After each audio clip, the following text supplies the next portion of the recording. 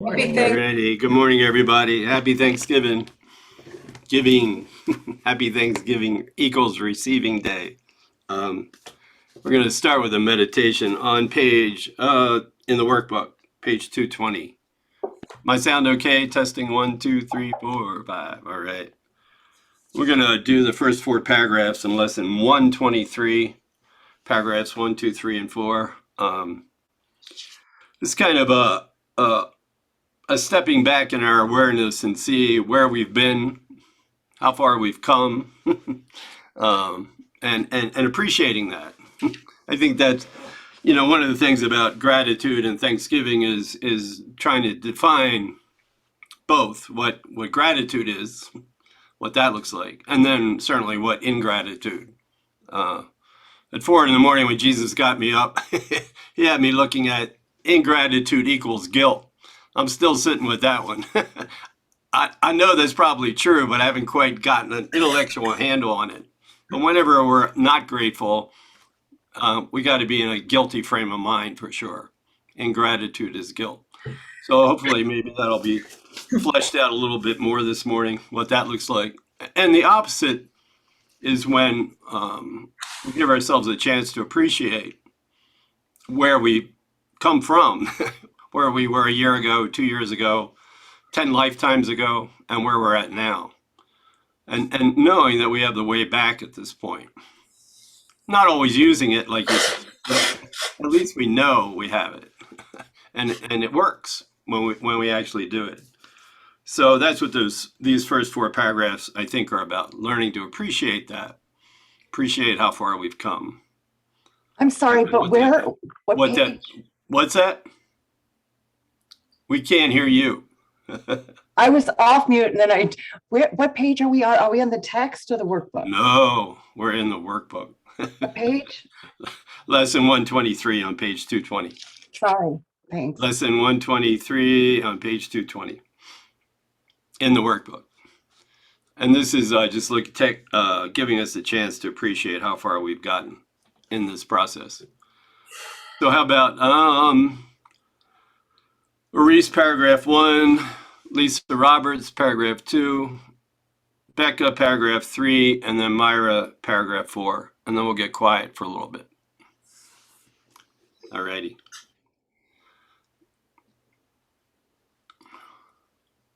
You're so grateful. We don't even have to hear you. Okay. I thank my Father for his gifts to me. Today, let us be thankful. We have come to gentler pathways and to smoother roads. There's no thought of turning back and no implacable resistance to the truth. A bit of wavering remains, and some small objections and a little hesitance, but you can well be grateful for your gains, which are far greater than you realize.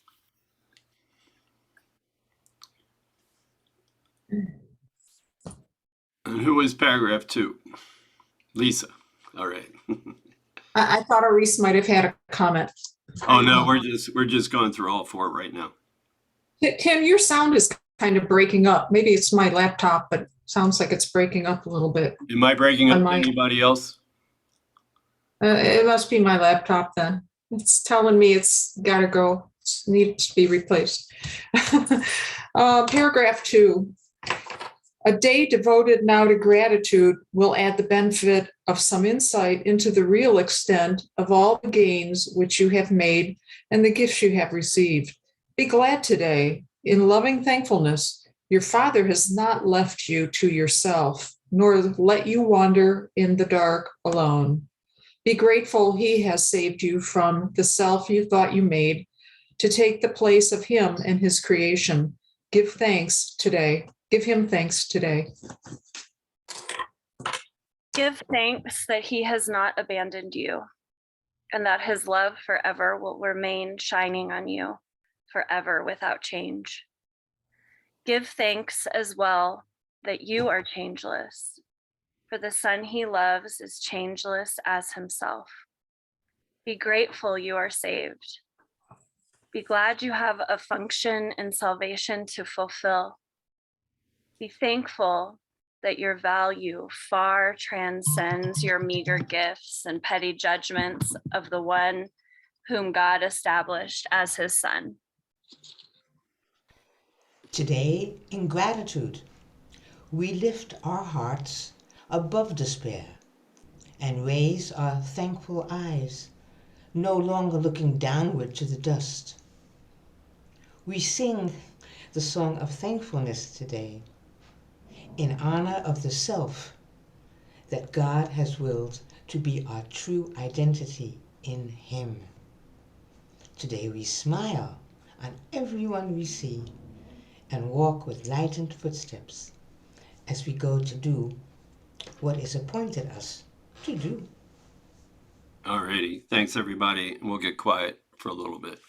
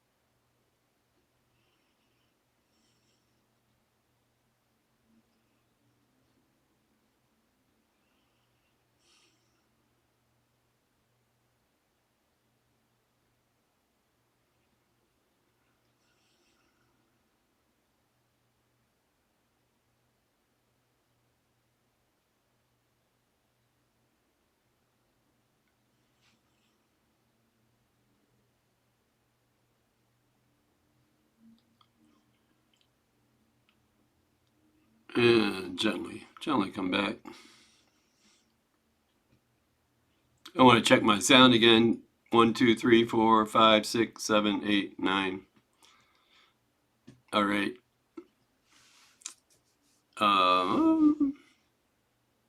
Anybody have comments on those 4 paragraphs? Thoughts? Dave Van Dyke, please. Oh, just a few lines in there stood out for me, really big time. Be glad today in loving thankfulness your Father has not left you to yourself, nor let you wander in the dark alone. Give thanks he has not abandoned you, and that his love forever will remain shining on you, forever without change. It's like, whew.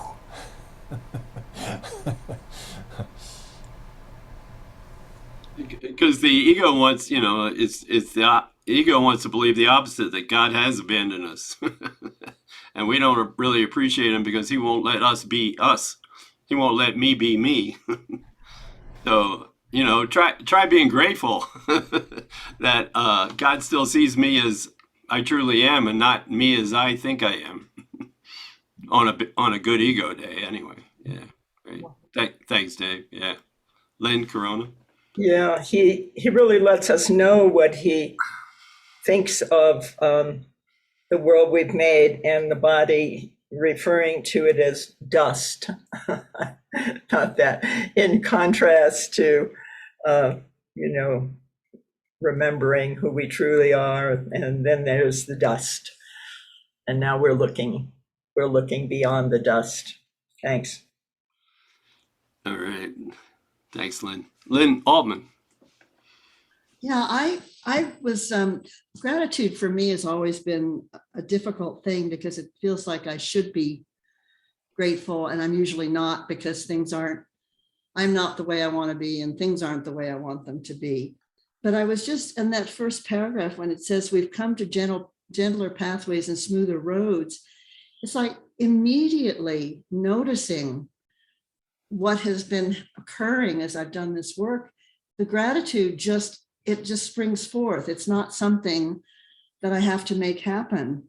And it's when there's no thought of turning back, it's like, absolutely, I may be dragging my feet, kicking and screaming the entire way, but there's no going back, and again, the gratitude just sort of springs up. It's like, how could I because I can remember what it was like before this course, and it was way worse than anything that I'm going through as I undo that old thought system. So yeah, I'm grateful that gratitude is something that I don't make happen, that I become aware that it's within.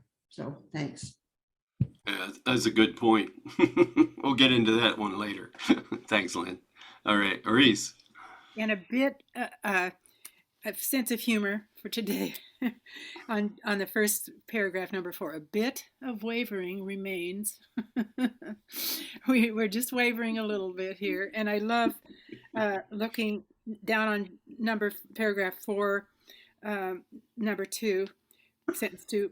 We sing the song of thankfulness today in honor of the self that God has willed to be our true identity in Him.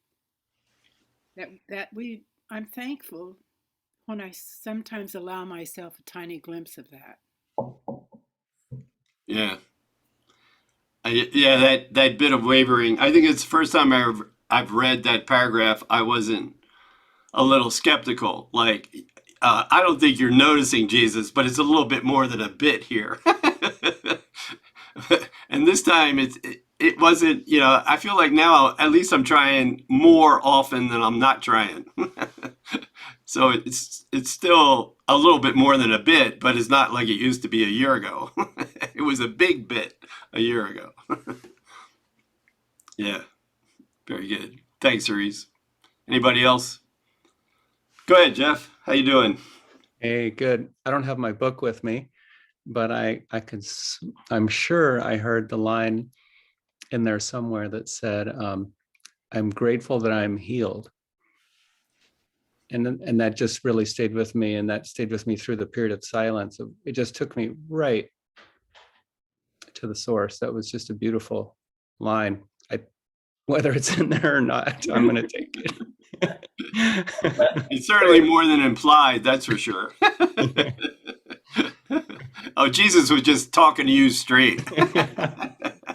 Thank you. That's good. Thanks, Jeff. Yeah. That's good. All righty. One of the things Ken always does, one of the things that Ken Wapnick, our teacher, and one of the things Jesus always does when they're discussing these topics in the course is they kind of lay out in the title what our true identity is and what our true reality is.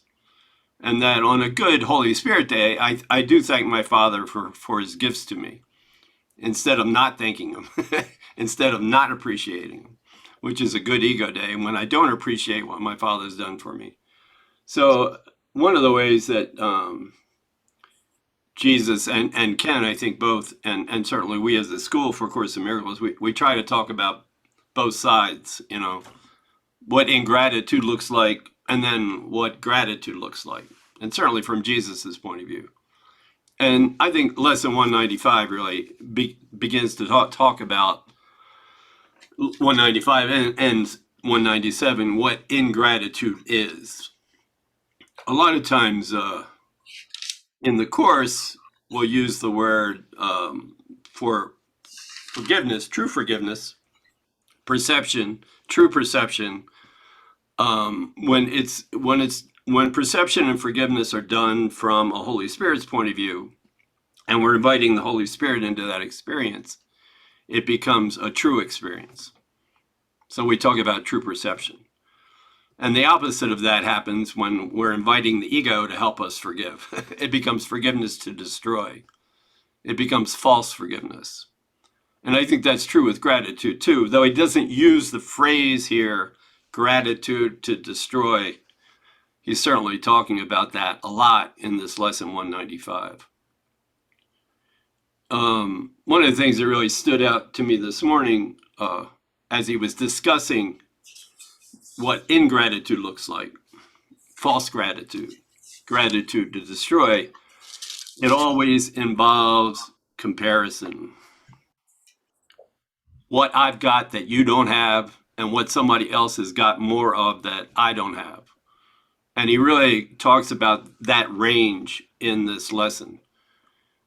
So when he says love is the way I walk in gratitude, what he's saying there is once we ask the Holy Spirit for help, and I'm willing to see you and me not in this range of comparison, but I'm willing to see us on equal footing. We both share the same two major interests. We share the interest of the ego to stay stuck and in hell and blame it on somebody else, and we share the same way out. We share the Holy Spirit. We share the voice of love within each of us. So love is the way I walk in gratitude. And what he's really going to get into here is, from an ego's point of view, comparison is the way I walk in gratitude. I look at you and say, there, but for the grace of God go I. You're such a jerk. Or whatever it is that you're doing. Or you're so poor. Or you just got run over by a bus. I'm always comparing where I'm at to where you're at. Sometimes you got more than me, and sometimes you got less than me. But that's the range. It's that whole thing, there, but for the grace of God go I. That's the ego's form of gratitude. It takes a little while to sit with because it's traditional thing, in a lot of spiritual circles to say that. But what he's going to expose here is just how mean that is. Why would you get off on somebody else's suffering? Why would you think you're in a better place and God treated you more fairly than the other guy who's suffering so much? I mean, what kind of God would that be? Who set that up? And then ultimately he's going to say, we set that up. God had nothing to do with it. We did that. So we could walk around in a space that was not appreciating that we have the Holy Spirit as a way out. So comparison is the way the ego walks in gratitude, especially when I know I got more than you do, or I'm not suffering as much as you do. And that he uses the word comparison a lot. So for example, paragraph 4, line 2, love makes no comparisons. Period. It just simply sees shared interest. It's aware of the shared interest of the ego. Everybody's trying to maintain their separation and blame it on somebody else. And love sees the same interest that we all have, that we have the Holy Spirit as the way out of that craziness. Paragraph 5, line 4, let us not compare ourselves with them. Whether they're better than us, or they got more than us, or whether they got less than us and are suffering more than us. Paragraph 8, line 2, for hatred is forgotten when we lay comparisons aside. Line 4, the fear of God, the last obstacle to peace and the obstacles to peace, the fear of God is undone at last when we forgive without comparing. We let go of believing we're separate from each other, and we let go of believing we're separate from God. And so, I mean, that really, it's nice to say love is the way I walk in gratitude, but what does the ego do? No, comparison is the way. Comparison is like, I got more than you, so I'm grateful. That's what the ego does. And it's not nice. It's just not nice. Not to mention it's downright cruel. So, yeah, let's read. Go ahead, Jeff. Does that translate over into I guess if I'm grateful for any particular thing and form, I'm grateful for my family, I'm grateful for this, I'm grateful for that. And I guess that's a fine line, because if I'm comparing it to someone, to any possibility of not having that, then it's comparison. I mean, like I've always said, I want to be grateful for gratefulness itself, which supersedes anything in form, right? I mean, it gets tricky when you get grateful for anything in form. Yeah, right? And once again, it's like, it's not so much do I do it or not do it? Do I make a gratitude list or not? But it's more about who am I making the gratitude list with? If I'm making it with the ego, it has to have more than a tinge of specialness to it, more than a tinge of guilt, more than a tinge of I'm holier than somebody because I got more. Or if I'm doing it with the Holy Spirit, it just becomes a reflection of, I'm having a nice day with the Holy Spirit here, and I got this and I got that, and it's not a big deal. If I didn't have it, it wouldn't be a big deal, and I've got it, so that's kind of nice too. Yeah. Yeah, nice. Good. Thanks, Jeff. Nidra? Last month I was sitting in my chair and all of a sudden I was saying, "Oh, I'm grateful for this and I'm grateful for that." Then I stopped and I went, "I'm grateful to who? To whom am I grateful for what?" And I went, well, then I stopped and went, "Wow, okay, Nidra, that's quite a lot." And so I started thinking about gratitude. What should I be really grateful for? And so I started, when I do my forgiveness work, I started being grateful to the other, whether, whatever's going on, because we're going home together. So I shifted grateful for things or situations because I'm grateful to whom for what? I keep saying to myself, to whom am I grateful for what? So then I started changing my gratitude to something different because it's like, this kind of bam in my face, like, oh, well, who are you grateful for? What are you grateful for? To whom? The ego. Thank you very much. Right. Yeah. It's a really, yeah. I think it's a big step in our process. Okay, so in 12 steps, because, most addicts and alcoholics aren't very appreciative of anything, like most everybody. So the idea that we force ourselves into making a gratitude list. And I think two things happen. It actually forces us to realize we do appreciate some things. We're not as resentful of everything that we thought. But at the same time, if I've only got 5 things on there, that means there's a whole lot of stuff I'm not grateful for at all. So I think it begins to point out to us all the things that we're not grateful about. Because I could only come up with 4 or 5 things. What's with that? So I think it's good to force ourselves to do that sometimes. However, it also, I think there's a waking up process. And like Nidra was saying in paragraph 6, line 3, we give thanks for every living thing, for otherwise we offer thanks for nothing, and we fail to recognize the gifts of God to us. Well, certainly in terms of everything he's talking about here, the gifts of God to us are all our brothers. And when I'll know I'm in true gratitude when I get to that experience, that I'm grateful for all the everything, all my classrooms, good or bad. So that's not to beat myself up, but that's just, once I step out of that range of saying some people have more, some people have less, et cetera, and I start looking at you and me the way Jesus does, then I realize you're a gift to me and I'm a gift to you. And we're all God's gift to each other. Yeah. Lynn Corona, you want to jump in? Yeah, I was looking at, when do I feel gratitude naturally? And it always is when I'm journeying through my day with the Holy Spirit, because the Holy Spirit only sees love and calls for love. So there's no comparison anywhere there. It's love and calls for love. And either way, if it's a call for love, the Holy Spirit will teach me how he sees, and I will feel the love because he will teach me how to see that.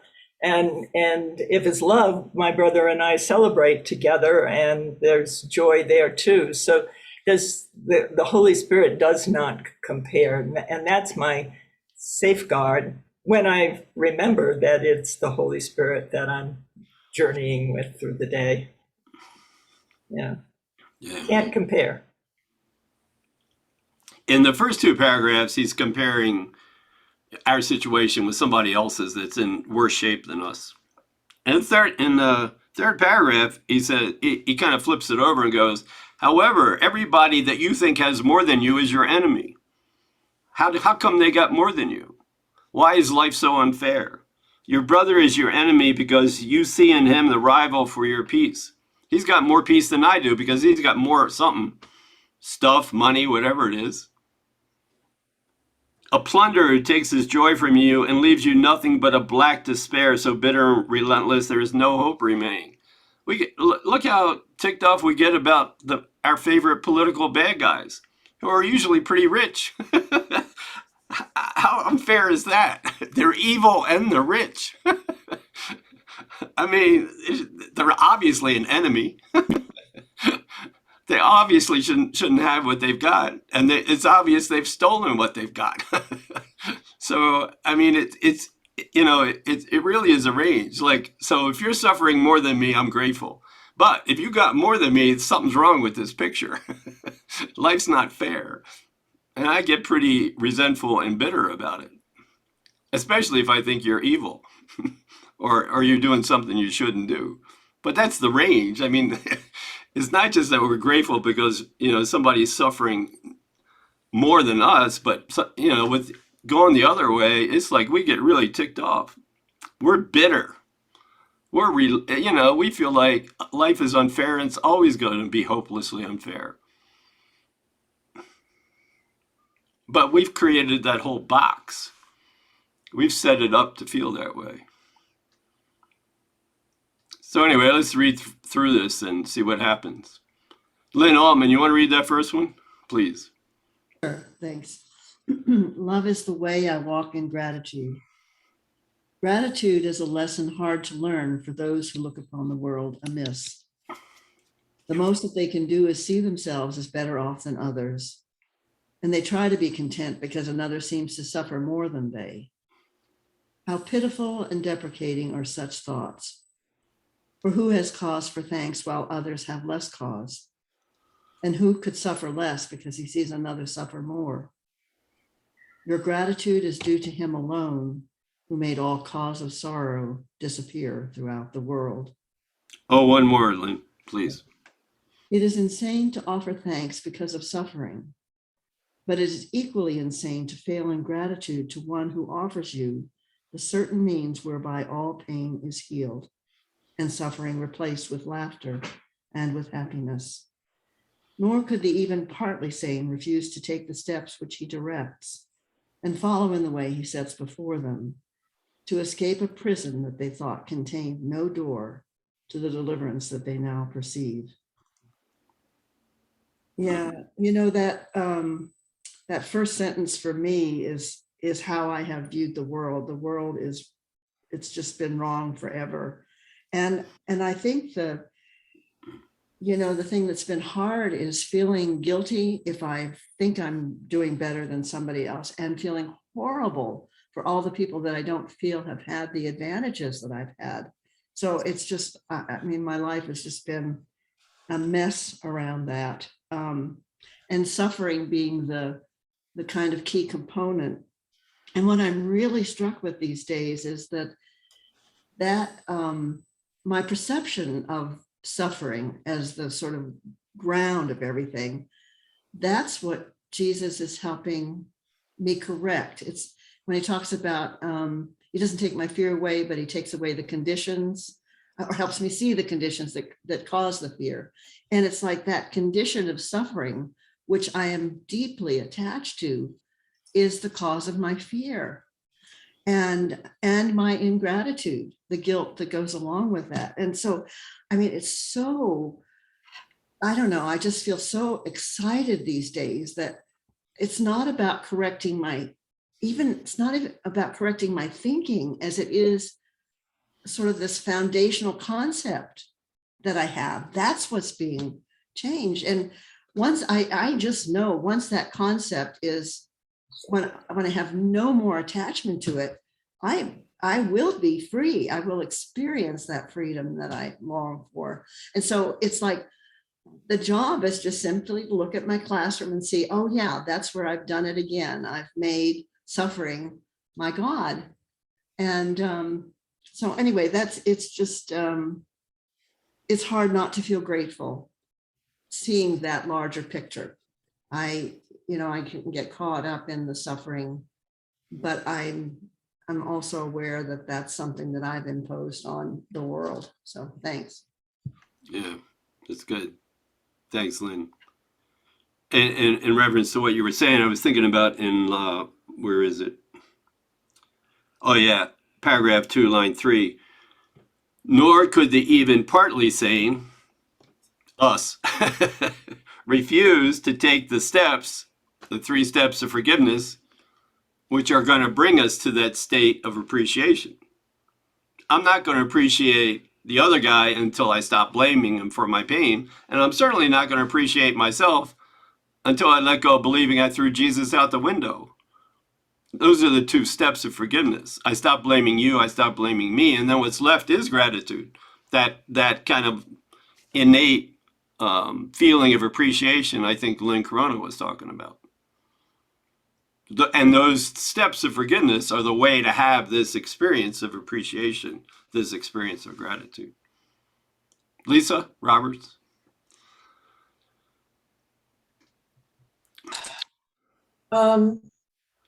Paragraph 1, line 5 and 6. Who has cause for thanks while others have less cause? And who could suffer less because he sees another suffer more? Years ago, I was working, I was in a company car, I was stopped at a red light, and this woman with no legs in a motorized wheelchair was at the crosswalk, and she rolled up to my car and asked for money, and I gave her $10. I mean, which is, and I saw her, and there was a difference. There was a separation there that was quite evident between me and her. But I can't pretend that I'm not in this world. When we do what we have to do while we think we're here. And did I see a comparison? Yeah, I did. But it was such a lesson to me that forgiveness, number one, because I did see that comparison in her. And, number 2, it was a lesson that for me, that what a gift I was just given to be able to, going forward, see anybody who's different than myself the same. Because as soon as I see someone different than I'm myself, right away I'm in duality. And there's that forgiveness opportunity. And I just wanted to share that, being Thanksgiving here, as a way to say, gosh, I'm so thankful for these instances that come up in front of my eyes that it's giving me that lesson. This is where I'm learning to see the oneness. Thank you. Yeah, that's it. That's good. Thanks, Lisa. Yeah, and then every instant becomes a opportunity. Am I doing this instant with my ego or the Holy Spirit? Because if I'm doing it with the ego, I will compare, for sure. Yeah. And if I'm doing it with the Holy Spirit, I'll be willing to let go of my comparison. I'm not even the one that's doing any of this stuff. I'm just asking for the Holy Spirit to help me let go of this death grip I have on comparing me to you in every moment. Yeah. Thanks, Lisa. Maurice? Thank you, Lisa and Tim. I woke up this morning, and it's earlier here. We're on the Pacific Coast, and I never watch the news, and I don't. My partner gets the paper, and I just looked at the headlines in the paper, and was thrown into confusion because one of the headlines was Thanksgiving Day is for the Native Americans 400th anniversary of Great Despair, and I felt all this guilt. The Native Americans are all calling this the worst day of their lives while I'm being grateful. And I'm glad you're saying this because okay, right now I can say I'm thankful that I could see my own attitude about this, my own sense of feeling guilt and projecting, I guess, my victimization upon this whole nation of people, the First Nation. I'm feeling guilty about it, and I'm feeling victimized as well as them. And I mean, it's a really clear example of how my ego operates. And so I can be thankful, like Lisa says, that I see that. Thank you. Yeah, that's good. Thanks, Arise. It's interesting to see which things grab us and try to take us into that black hole of I'm responsible for climate change. I'm responsible for 400 years of racism. I'm responsible for name your favorite tragedy. Of course, the ego, and the ego is kind of responsible for it. but if we're not egos, that's the good news. Yeah. Yeah, thanks, Arise. Jeff, were you waving? Well, the idea that came up for me right there was what a setup. And I can look at the problem not the way it was set up, but as it is.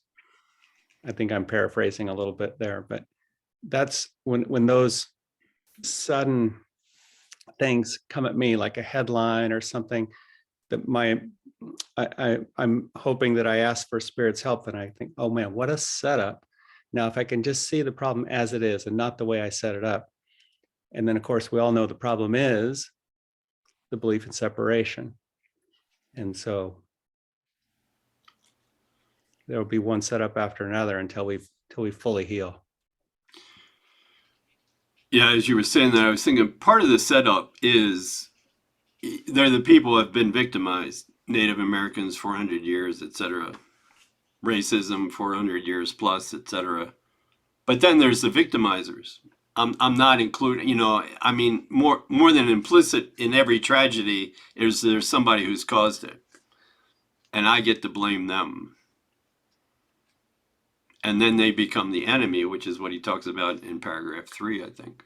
And then which is myself, which is step 2 of the forgiveness. Yeah. Right. So at first step, I think you're the victimizer. Second step, I think I'm the victimizer. And, in a sense, that's the problem. But the good news is I couldn't be a victimizer even if I wanted to. And that realization really takes, at least in my experience, has been, I really have to ask the Holy Spirit to help me see that. Because like we were saying yesterday, I think that's the ego's last ditch effort to hang on to itself as a separated entity.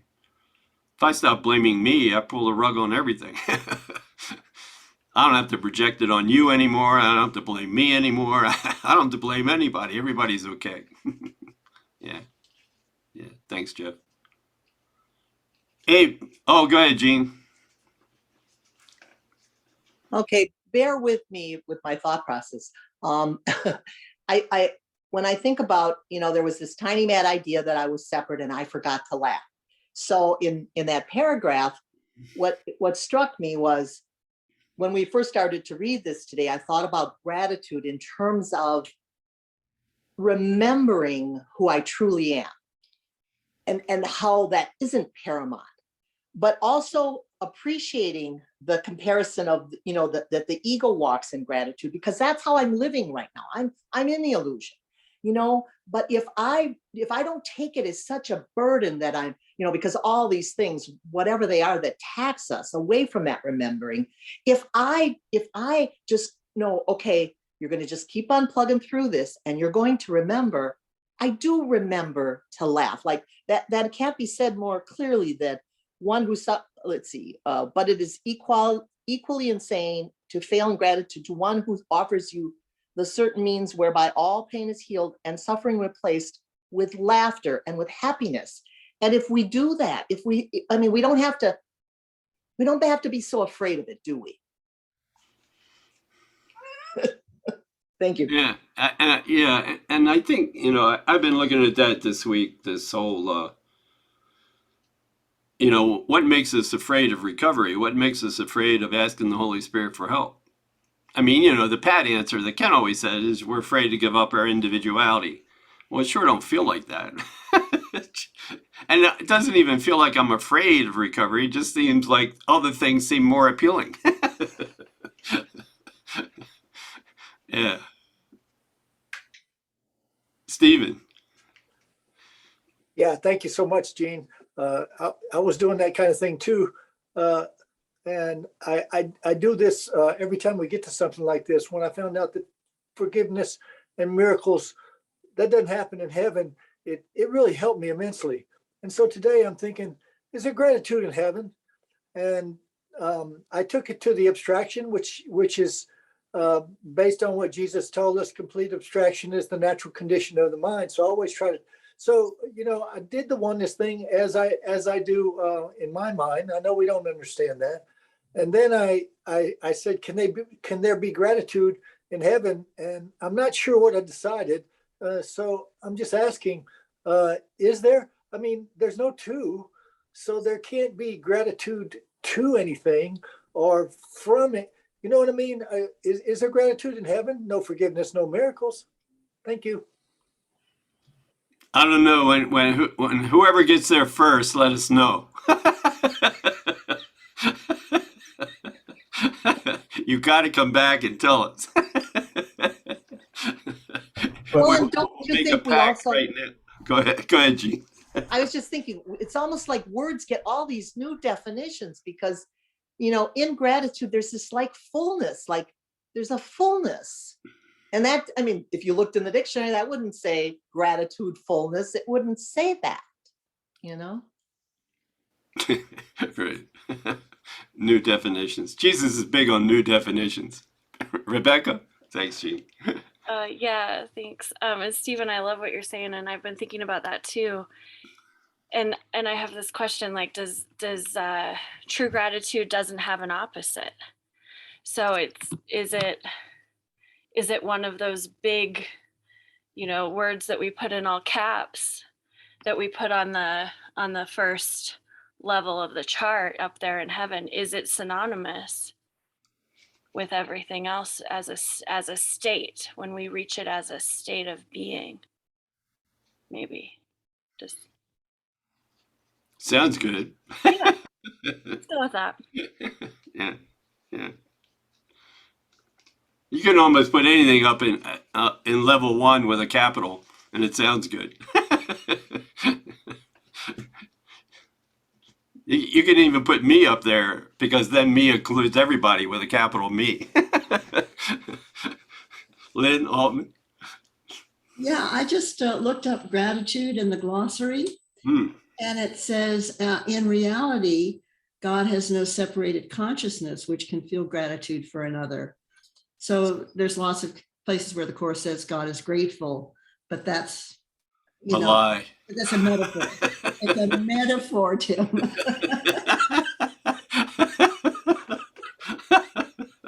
I knew it. I knew Jesus was lying to me. Yeah, metaphor is nicer. Yeah. Does that help, Stephen? Ken says. All right. Thanks, Lynn. Thanks, Stephen. Thanks, everybody. Abe, you want to read the bad part of paragraph 3? How we get ticked off? Okay. Oh, hey, go ahead. After Bruce says something. Somehow all this talk about gratitude reminds me of Will Rogers, who seemed like he was grateful for everything.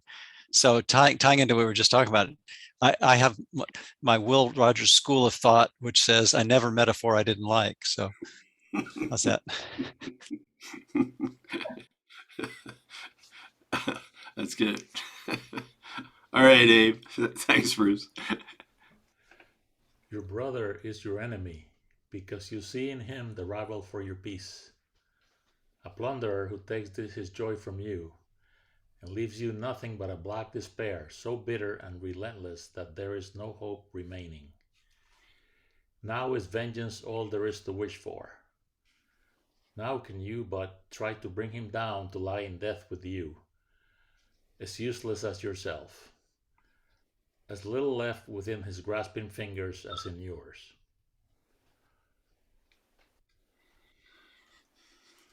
Yeah, this is the the ego think this is a zero-sum game. If you have peace, that means I have less peace because you took it. So it's another way of just making my brothers guilty of something, of hurting me. Yeah, and then it's always lose-lose. If you're losing, I'm losing, but worst part, I don't know I'm losing. Yeah, it's good. Thanks, Abe. Lynn Corona, is there anything in this lesson you want to focus on? No, I think it's being adequately covered. Thank you. Alrighty. The progression of these 3 lessons. So he does love is the way I walk in gratitude. He starts talking about gratitude, right? And that's after about the previous one, we place the future in God's hands. And the way we do that is we learn to walk in gratitude. They're kind of equivalent. I can place the future in God's hand when I learn to walk in love, which is the way I walk in gratitude. And then the next lesson is I can but crucify myself. Meaning every time I get ticked off at somebody who's got more than me, I'm really just crucifying me. And I was the one that was always doing it. It had nothing to do with you. I just used you as an excuse. And then he returns to the idea of gratitude again in lesson 197. And the way he approaches that is what Susan Dugan and Bruce did a whole class on yesterday, I think, is that we set it up so the thanks I get, the appreciation I get has to come from you, from an external source. Otherwise, I'm not going to feel good about myself. It's the whole Al-Anon trip. The way I feel good about me is I get you to appreciate how helpful I am. Because my esteem in the first place is pretty shot. So if I can make you really appreciate and need me, that means that must mean I'm sort of good. I must be helpful in some way. And so if I don't get that lavish, she calls it lavish thanks. If I don't get the external gratitude, then to hell with you. Go your own way. Don't let the door hit you on the way out. I mean, that's what we're thinking. And then the resentment comes up and then we stay stuck in that whole game of, it was, bad enough in the previous lesson where the only person I was crucifying was myself. And now he says, and I think earn should have been in quotes, it can be only my own gratitude I earn. And in a sense, the way we earn it is we go through the 2 steps of forgiveness. I stop blaming you, I stop blaming me, and then what's left is I appreciate you. I appreciate myself. So I earn it in the sense that I give up being so judgmental about you and me. But it's nothing I really earn. It's already there. It's a state that I can achieve if I just lay down all the blocks that I put up to me feeling appreciative of you and me in the first place. It's an already done state. It's nothing I can achieve. It's not like if I'm a good course student one day, I'll earn my own gratitude. No, it's already there. It's already happening. It's just me ignoring it. I'm not appreciating it. It's already a done deal. It's kind of like what I think Lynn Corona was talking about previously is that we kind of, it feels like, it reminds me of that image of Maurice when she jumps off the bridge. We kind of fall into gratitude when we stop hanging on to the bridge. And the bridge in this case is all of our judgments about each other and ourselves.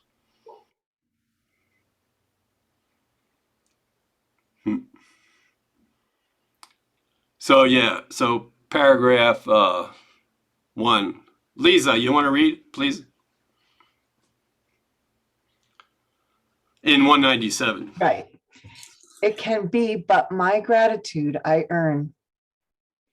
Here is the second step we take to free your mind from the belief in outside force pitted against your own. You make attempts at kindness and forgiveness, yet you turn them to attack again unless you find external gratitude and lavish thanks. Your gifts must be received with honor, lest they be withdrawn. And so you think God's gifts are loans at best. At worst, deceptions which would cheat you of defenses to ensure that when he strikes, he will not fail to kill. Comments? Yeah, this is what we do, I guess. You know, this is the traditional gratitude, you know. And I can't say that I've never done this. That wouldn't be very honest of me. But yeah, it's really good. It's nasty stuff. It's what Yeah, it really is. We wouldn't want to describe ourselves this way. Yeah. If I don't get external gratitude and lavish thanks, forget it. Yeah. Look what I did for you. You know? What have you done for me lately? Yeah. We all turn into Janice Jackson. Yeah. Thanks, Lisa. Abe? You know, it strikes me that we keep, I mean, we had a friend that expected us to behave the way we're saying God should behave. We wouldn't want to have that friend. I mean, and yet we keep making God in putting him in the worst possible light. Yeah, I think one of the really slippery things pertaining to what Abe's saying, I think, is that, you know, like, so in a sense, when I'm doing something for somebody and it's really nice, but I just under the service, I want something in return, I want to guilt them into giving me something. I mean, at the point where I'm being nice to them, I get them feeling so guilty that they got to give me something back. And that's why I don't trust God. I think that's what he's doing to me. I think, yeah, God's just going, because I'm doing it to people all the time. I think God's giving me something, but he's going to want something back, like bigger back than what he's given me. Like I got to die on the cross or something. So, I mean, there's this incredible guilt that's more than implied in when I do something for somebody else. It's really describing a special love relationship. So I'm in a special love relationship and I'm giving a person, or I'm dependent on a substance or whatever it is I think I love, and then it lets me down. It fails me. It didn't reciprocate. And then I'm often running in resentment. And I feel totally justified. I mean, that's the whole definition of a special love relationship. You did not give me the external gratitude and the lavish thanks that I was due. And now I hate you. But I'll still act like I really don't hate you that much. I mean, that's what every special love relationship is. Just waiting for that to happen. Yeah. And so it's just this whole guilt setup. Yeah. Nidra? It was not too long ago I just saw myself in the situation, and I just said, oh, look at the ego. Look what it's doing. And then I thought, well, do I get points for that?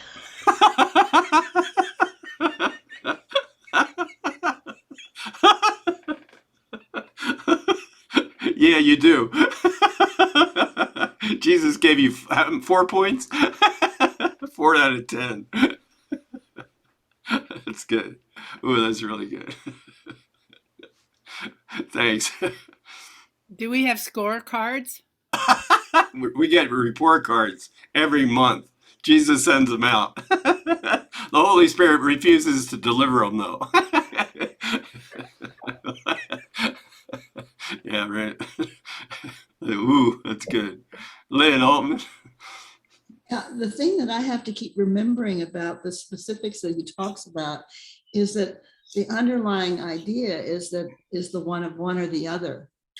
The thing I do, what I do in relation to my brother, depending on how I think the situation is arranged in terms of hierarchy. And so if I'm below, I do the things that will try to raise me up so he doesn't obliterate me. If I'm above, I try to take as much advantage I can without him noticing, so that he turns around and takes from me. So it's not about the behavior as much as it is realizing that implanted in my mind is this idea that it's him or me. And as long as I think in those terms, and it's unconscious most of the time for me still, I can certainly recognize it in broad examples, political and so forth. But as long as that idea is unquestioned in me, I am going to do all of that manipulating. So that's just real crucial for me right now. Yeah, I watched a part of that trial yesterday, the Aubrey thing, and at the point where I don't know why I thought of this. I think it has something to do with what Lynn was saying. Like, I wanted a certain verdict, right? Certainly my ego wanted a certain verdict. And then when the judge reads it and somebody in the courtroom gets all excited and starts cheering, he throws them out. It's like, no, you are not, you're not going to do that. We're not making this, I'm making up words. But anyway, he threw the guy out. Like, no cheering, no nothing. Go do that outside if you want.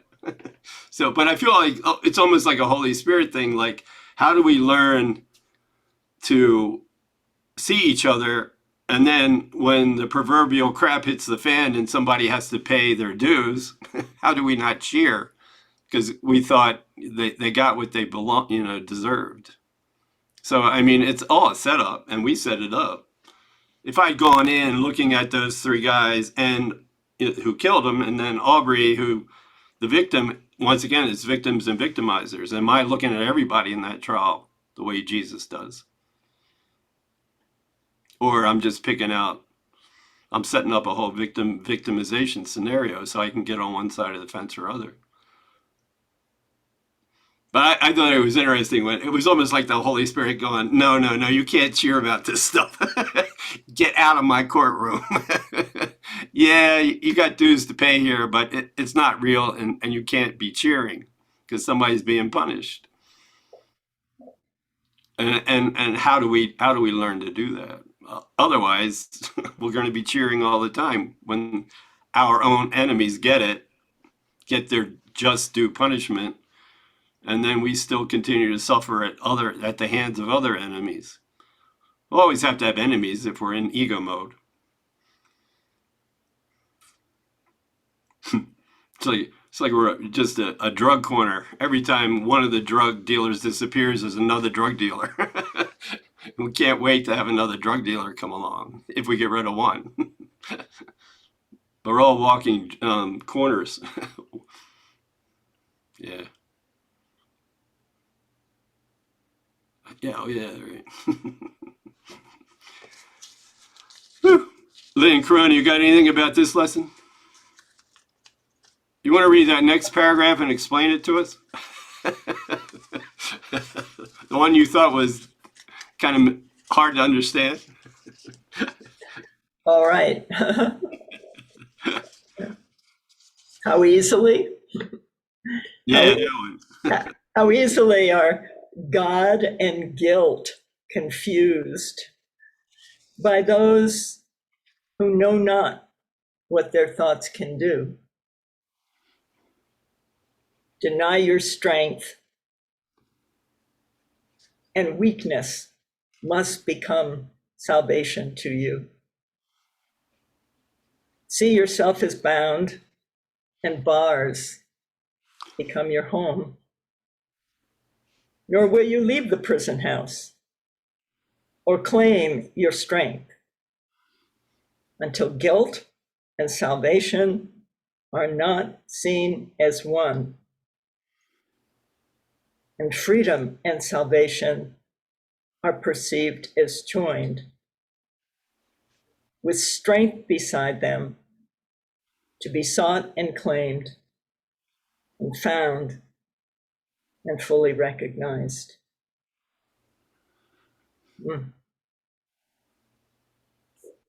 So the guilt being salvation to the ego, if I can put my guilt in my brother and see he's the one that takes my peace away, he's the one that makes me miserable. If I can place my guilt in him, I think that I'm saved. That's how the ego functions and operates.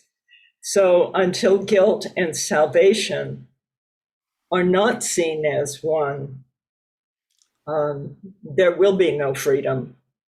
And our freedom comes from Christ. Our strength comes from Christ. Our strength comes from that place in our mind that is one. There is only one of us, and that's Christ.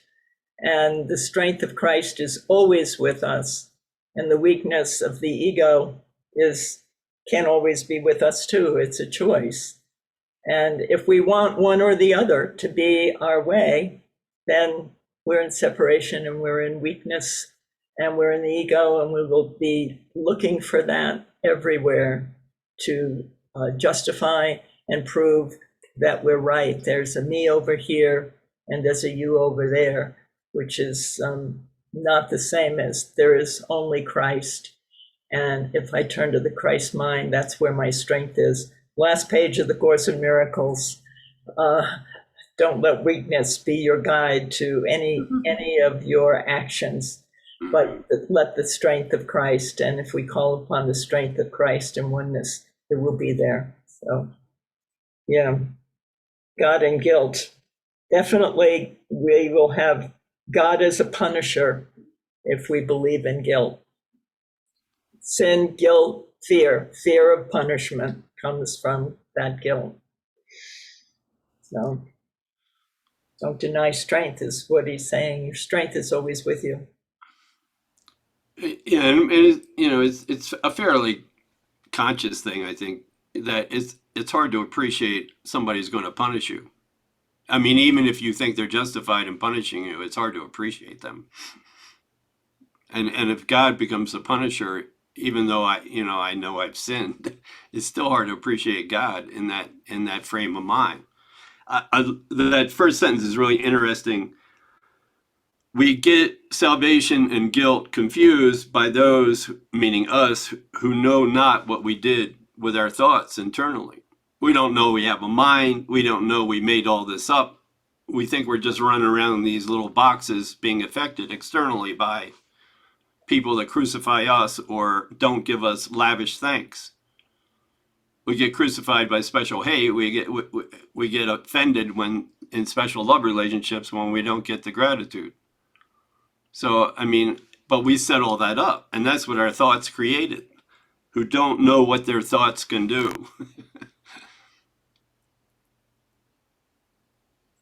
We did it. We did it to ourselves. Jean and then Bruce, please. I was just thinking that first sentence hit me true. And just the power of the mind to go, I mean, the power in the, the sick playground of our ego, we still have huge power there, he was just, and yet the power of God. I mean, wow. Thank you. Mm-hmm. Yeah. Yeah, that's such an incredible experience when we plug into that and we allow ourselves to feel that. And in that, we allow ourselves to feel so loved. I mean, all this other stuff, the special love and the special hate are just to block off that experience of appreciating letting God love us right this second. It's not like he stopped loving us. We just keep saying, no, you can't do that. I'm not going to feel it. Bruce, thanks, Gene. Yeah, discussion about projection is pretty potent there.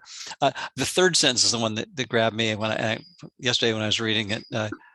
Occurred to me it could be straight out of AA. Maybe you know about that, Tim. See yourself as bound and bars become your home. Is that double entendre there? That's good. I don't know. It just struck me as funny. Yeah, that's good. Thanks.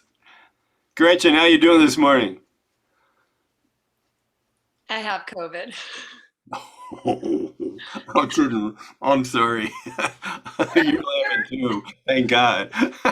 I'm a little fuzzy headed, but I'm here. Oh, man. Wow. I'm doing okay. Happy Thanksgiving. Thanksgiving. Oh, my God.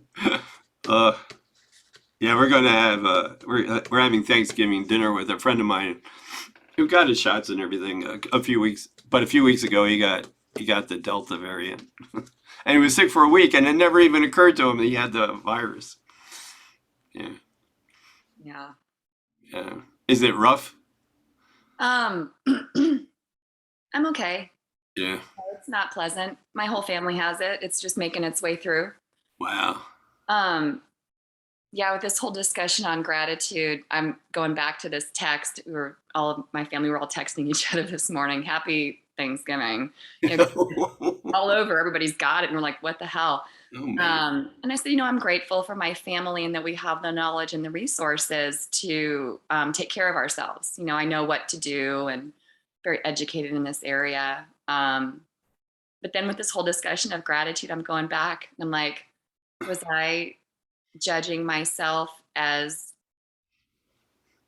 more educated or have better resources than others? Because I was thinking, I was like, there are a lot of people that don't have the resources to, I'm over here, and I thought my camera was off. I'm sorry if I was over here dosing all my herbs, resources to do all of this. So am I judging other people? I don't know. So I've been stuck in my head on that a little bit. But I felt like I was genuinely grateful. I didn't feel like I was being judgmental, but that's got me spinning a little bit. Yeah. Usually, if I have to ask, I'm probably being a little judgmental, a bit unwavering. Yeah. There's a little judgment in there. If I have to ask myself, am I doing it? Yeah, right. And once again, not to beat myself up, but it just, okay, Jesus, help me see all those people that aren't as smart as me, the way you see them. Yeah, that. Yeah, right. I hope God doesn't get me for that one. Yeah. You're only getting 2 points on your report card. No, yeah. Yeah, God doesn't have to beat us up. We're so good at it. We're so good at it. It can be but myself I crucify and I punish. That's good. Thanks, Gretchen. Good luck getting out of that, or good fortune, or blessings, health, whatever the phrase I should be using. Happy Thanksgiving. Yeah, all right. Thanks, Gretchen. Lynn, you got any closing thoughts? Corona? Either, Lynn? Christina, how you doing? We haven't heard from you.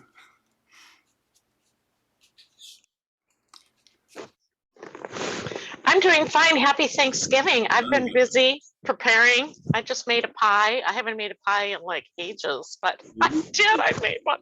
And it's just been glorious because I checked out of that and I'm listening to this. So right. Thank you all. Wait, what kind of pie? I made apple. Ah! Yeah, that's my son's favorite. So that's what I made. I just thank you all for sharing today. And I love these passages. I've never strung them together, and I do see the continuity, and it's good. It's giving me food for thought in many ways. As I'm preparing my meal today, infusing it with gratitude and love. All right. Yay. Thanks, Christina. Myra, you got any thoughts, closing ones? Love is the way you can cook your Thanksgiving meal in gratitude. Ooh. Ooh. Hey, that's good. And today I had some I went back in hindsight just a little bit, just to think briefly of all the hurts and the upsets and the deaths.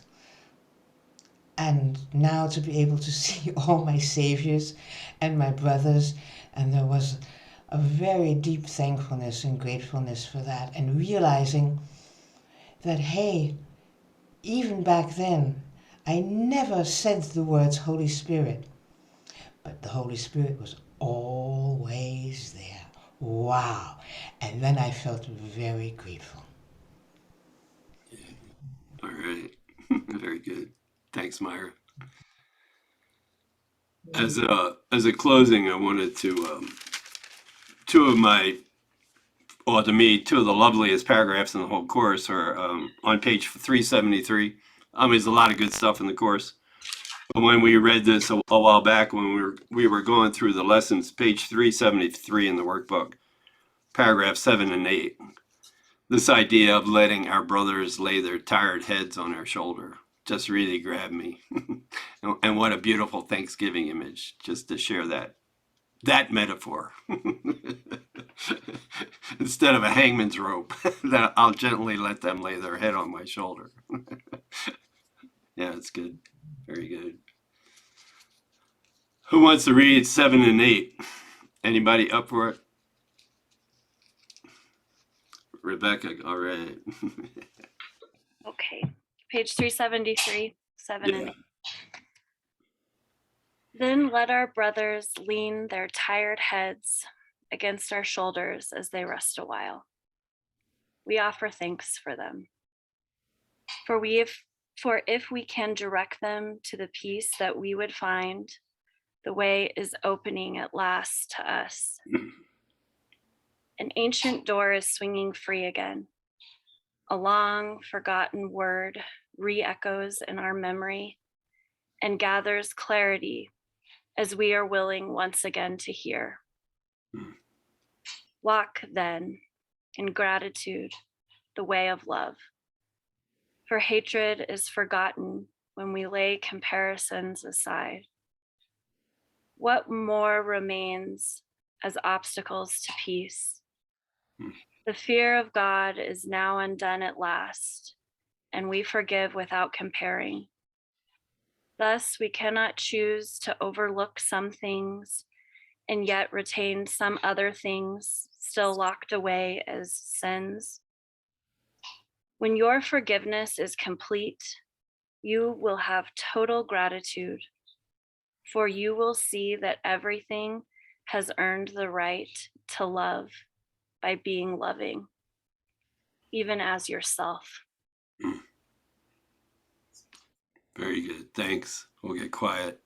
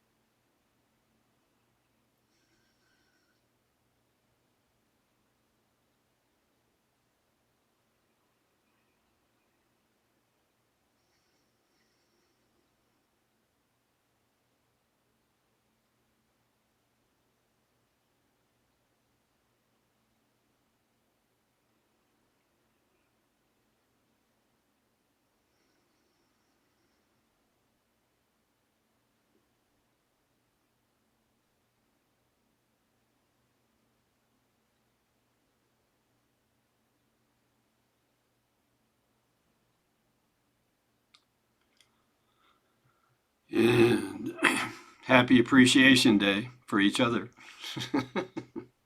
And for ourselves too. Thanks, everybody. Thanks. Peace, everybody. Thank you all. Thank Happy you. Thanksgiving. Thank you. Thank you. I want some pie. I'll ship it, airmail it. Okay. Yeah, Thanks so you much can for do doing that. this. Yeah. I did explore that for sending cake on my birthday, and I did find out that you can send Oh. it through mail. Yep, yes, you can. You got to overnight it, you know. Oh yeah, you don't want to And send it because now it'll take 2 weeks to get there. yeah, yeah. It'd be But messy. they have special packages at the UPS store. You know, you can get them. Okay. Great. Thanks again, everybody. Thanks. Thank you. It was great. Thanks.